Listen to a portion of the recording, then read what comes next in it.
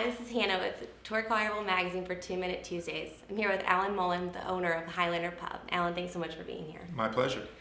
So, Alan, you're the owner of the Highlander Pub on the Collierville Square, and I wanted to kind of ask you a couple questions about Collierville first. Mm-hmm. So, what is it about the Collierville Square that made you want to come here with your pub?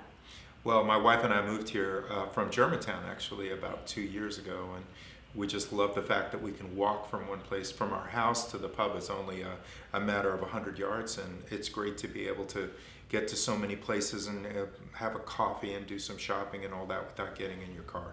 That's the thing that I really love about it. And of course, it's iconic, it's historic, and all those other things, but from a convenience point of view, that's what I really like about it. Okay. So with your pub, you've been there about a year now, like right on? We have been open for a year, but we did about 9 months of build out before we actually opened the doors. Okay. So with you being on the square that long, how are you enjoying it? Love it. Yeah. Absolutely love it. Yeah, it's with the exception possibly of the loudest and closest train in the world.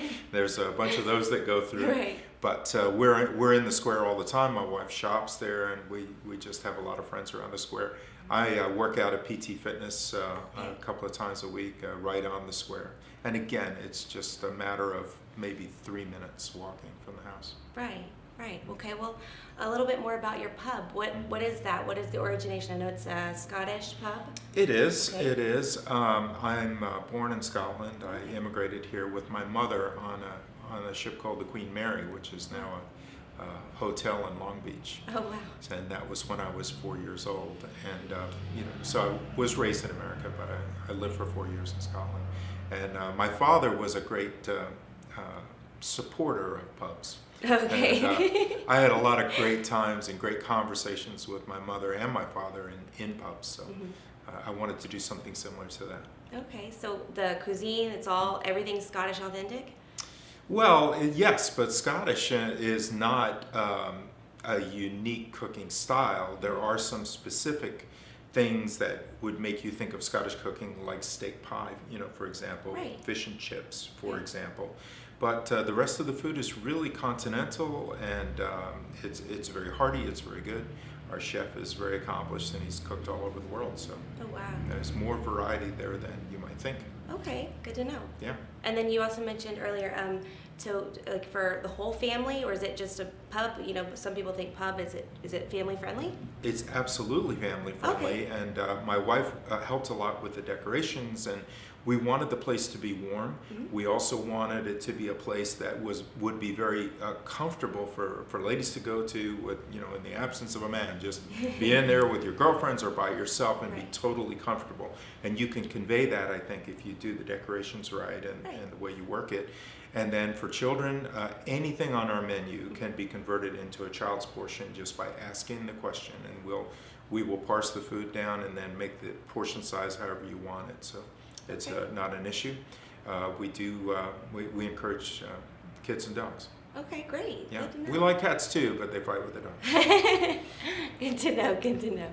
So with you being from Scotland at all, you came over so early, so young. Do you have the Scottish accent we've heard about? Yes. Can you demonstrate a little bit? Well, Scottish is not a foreign language, and it's not really a particular accent. It's more like what's the word I'm searching for? It's a dialect. Mm-hmm. So I like to say that I'm bi-dialectual, but that has nothing to do with anything else in my life. Okay, good to know. Well, I know before y'all have the patio, that everything else y'all have done, and there's a specific Scottish word for that. The patio, as you call it, yes. is in our language a situteri. So you sit out, which is out for us. A sit-outery is what we would call a deck or a patio. Perfect. Okay, good to know. Yeah. All right, one other thing I'm sure other people would just be curious about. So about kilts, that's a Scottish thing. Is that something you partake in? Oh, of course, yeah. Men in skirts. Men in skirts. No, I actually have a kilt now, and I have another sort of kilt in waiting over in Scotland. I ordered a special, a tartan, which is our Scottish plaid. Okay. No, not that thing. It's just the pattern of the plaid. Pattern. Okay. And there's one that's associated with my mother's family, that I don't, that right now my kilt isn't on her side, it's more on my father's. So Okay. I've ordered the material and I'm going to have that made and bring it back at the end of next year and all that. There's a lot of material in a kilt. I bet, with all the pleats and everything else. Exactly, yeah. They're heavy too. You know. I would have never But, guessed. well, you don't have to worry about walking out in a breeze because it's not really going anywhere. Oh gosh, well that's pretty much all I have on this. You don't want to inquire about what's under the kilt? I really don't. I've heard different things. I don't think it would be appropriate to even ask at this point. Bright girl. Well, Alan, thanks so much for being here. We really appreciate having you. Thanks for being on our Tour Collierville's 2 Minute Tuesdays. My pleasure, Hannah. Thank you very much.